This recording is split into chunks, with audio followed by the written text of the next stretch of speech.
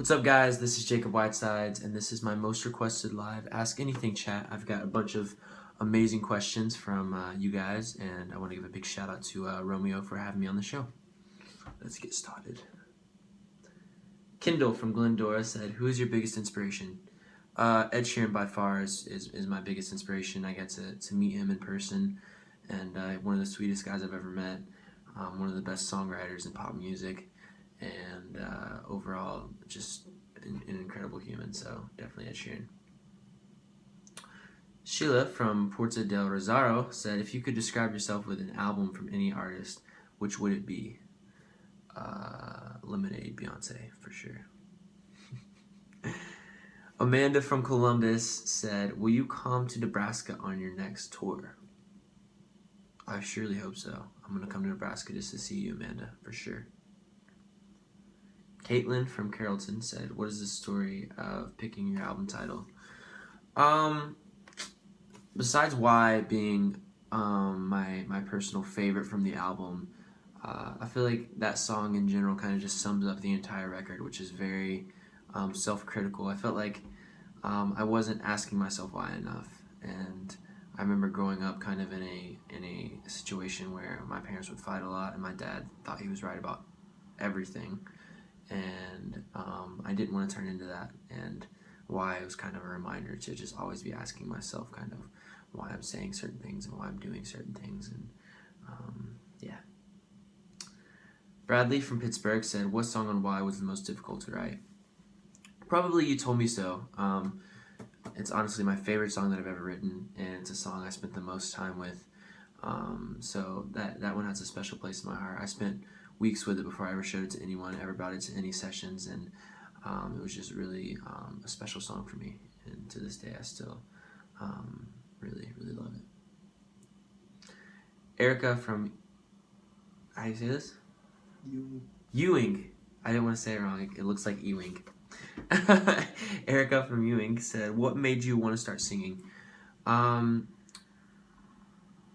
I was always around music for the majority of my childhood because my dad played guitar and was in lots of bands and stuff. But going to this bluegrass festival when I was about 13, it was out in the middle of nowhere, and I was dreading going to it because when I was 13, I didn't really like country music whatsoever. So I went to it and ended up just falling in love with everything that was going on. The storytelling and the songwriting and the musicianship was just really incredible, and seeing everyone there all day, because it was a festival, so people were out by their campers just playing music, and I thought it was just a really a beautiful thing. So I ended up picking up guitar and eventually kind of gained the confidence to start singing a little bit, and I was playing in bars and stuff with my dad for a couple years before I ever started doing the social media thing. So I kind of gained my confidence just through doing live gigs with him. Lindsay from Stafford wants to know, "Are you a morning person or an afternoon person?" I'm definitely an afternoon person, and very rarely am I ever up before noon unless I genuinely have to be. Sarah from Sarasota, clever. "What is your favorite place to visit on tour?" I love you. I love you too, Sarah. My favorite place to visit, it's really hard for me. I love being in Europe. I love Stockholm and Norway and Copenhagen and Amsterdam, which is where I'm at right now. I love all of those places in the U.S. I like San Diego. I really enjoy playing shows in Texas, and it changes all the time. Iselle from San Diego says, "What do you like to do on your off days on tour?" I love to exercise, mostly play tennis, and sometimes I'll get in the gym if I'm feeling really, really, really motivated. But I always try to catch up because on show days I just eat lots of really fattening foods, and I feel like I don't ever burn the calories off. So on my off days I like to get a little bit of exercise. Sophia from Greece asked, "What's your favorite color?" Green, although all I wear is black, so it's probably my second favorite color. Rachel from El Paso said, "If you could walk around with a theme song playing in the background." My Home is by Fergie. I feel like that would just really sum up my life. Shelby from Maryville, which is really close to where I live, where I grew up, asked, "What's your favorite ride at Dollywood?" Ooh, that's a hard one. Thunderhead was always one of my favorites because when I was a kid, I was really afraid to do the loops, so that was one of the only rides that I could do, and I rode it over and over and over and over again. And still to this day, it's like one of my favorites. Carissa from Wisconsin asked, "What is the craziest thing a fan has ever done for you?" I talk about this quite a bit, but the last time I was in Europe, a fan snuck out of her house, got on a plane, and flew all the way across Europe and didn't tell her parents. I'm not encouraging that, but it was it was the craziest thing that any fan has ever told me or done for me. Sarah from New York City said, "Can you convince my dad to take me to see one of the Ben shows?"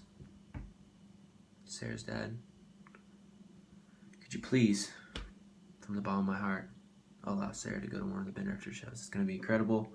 The new music I feel like you're going to really like, and you should definitely come. And Ben is extremely talented as well, so you guys should come to the show.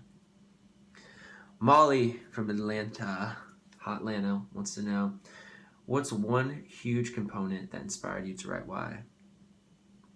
I would have to say mostly I wrote about the feelings that I got from being in Europe, kind of going from one extreme to the other, being extremely happy from all the shows and how insanely amazing they were going, and kind of going at the end of the night being really heartbroken, missing home, missing my girlfriend at the time, and kind of writing about all of those experiences. And there wasn't a lot of in between there, so kind of writing about how that made me feel, and also just being very kind of critical of myself, kind of stepping back and observing how I was acting in certain situations and writing about that.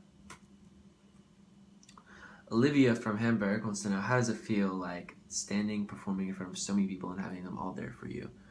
It's quite honestly a feeling I'll never get used to. It always just, before I go out on stage, whether it's 100 people or 15,000 people, I'm always just extremely honored and excited that people want to come see me actually sing and stuff, and that always just means a lot to me. So it's a feeling that I will never get over. It's quite honestly the best feeling in the world. Jessica from San Antonio wants to know, on a scale of 1 to 10, how nervous are you for everyone to hear Why? I'm not super nervous. It's a project that I'm extremely proud of, and I made the album that I wanted to, from start to finish. You know, I was there through the entire songwriting process, through the, I was in the studio when they were tracking instruments and getting mixed notes back and deciding what instrument was too loud and what instrument was too quiet, and all of those things. And I really spent so much time making the album that I truly loved. Although there wasn't a ton of time, I feel like I got exactly what I wanted. So regardless if anyone listens to it, besides my own fans that I already have or not, whether 4 people buy it or 4 million, I could care less, because I'm honestly just so happy with the music that I made. Rihanna from England said, "What's your favorite place that you visited, and where's one place you want to visit?" My favorite place that I visited so far, I really loved Rio. That was a really cool vibe. And Copenhagen is one of my favorite places in Europe, as I said before. One place that I want to visit is Australia. It's it's at the top of my to-go list. I've always heard great things about it, and my fans there are incredible. So, Sierra from Phoenix, how does it feel to have the best fans in the world? It feels like it's literally just makes my life so much easier that I have fans that are always very understanding of all the things that I'm going through. They're always overly supportive. They go out of their way to promote my music, and it's quite honestly the most incredible thing. And I don't think I would be able to continue doing what I'm doing if I didn't have the fans that I have. You guys are just spoil me, so I'm extremely thankful for all of you. Hannah from Dallas wants to know, what were some of the highlights from the Lovesick tour? I remember specifically my New York City show, being able to walk outside before the show started. It was a sold-out show at Webster Hall, and being able to walk outside and talk to all the fans. And it was something that meant a lot to me, only because I feel like my fans really appreciate the moment and the conversation over the pictures and videos and whatever else. I feel like that's something that I'll never get used to, and that I'll never take for granted. It's something that is so special to me. So that was a really special moment on the Lovesick tour. But honestly, there was so many incredible shows on that tour, 8 of which I think sold out, and so many unforgettable moments that I will never forget. Unforgettable moments that I will never forget. Serena from Fairlawn said, what is the difference between songwriting and recording in Nashville and songwriting and recording in a place like New York City? I've always preferred Nashville, only because it's very similar to where I grew up, and it's really, I've never been a city person, so the traffic in New York City and LA and all of the people, it's hard for me to be creative in an environment like that. I also really enjoy having all 4 seasons in Nashville. It gets extremely hot and extremely cold. I personally am more creative in cold weather, so it's really cool for me being able to be in a place that you can experience both. Anissa from the south of France said, how excited are you to come back to Europe soon? Well, I'm here right now, but I'm really excited to come back in February and do another huge headlining tour that I'm beyond excited about. I had a album signing event today in Amsterdam, and there was over 200 people there, and they're all singing all the new stuff and all the old stuff, and that got me even more amped for the tour. So I'm really looking forward to it a lot. Lisa from San Antonio wants to know, do you like your sheets tucked or untucked? I need to know. I love you so much. I love you too, Lisa.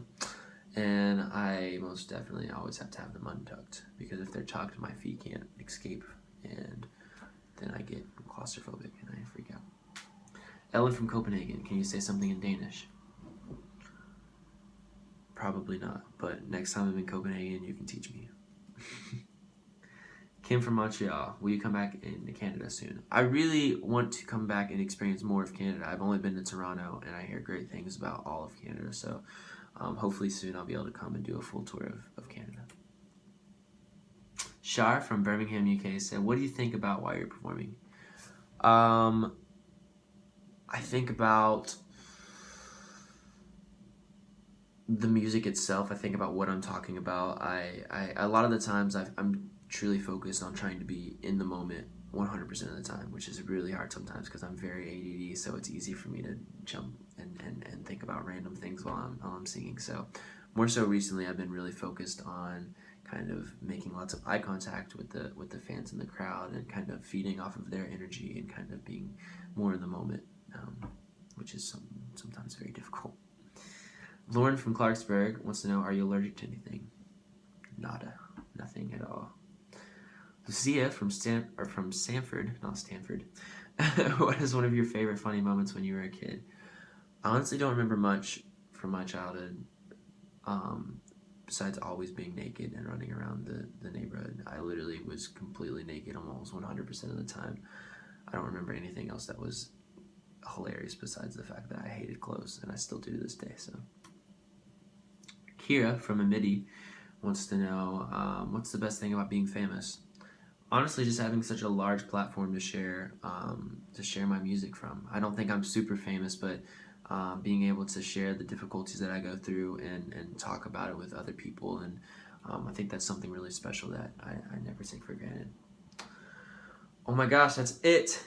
Thank you so much to Romeo for having me on the Ask Anything chat and the most requested live listeners. You guys are the best, and I hope I got to answer most of your questions. I love you guys so much, and thanks to Romeo again. Peace and love from Europe.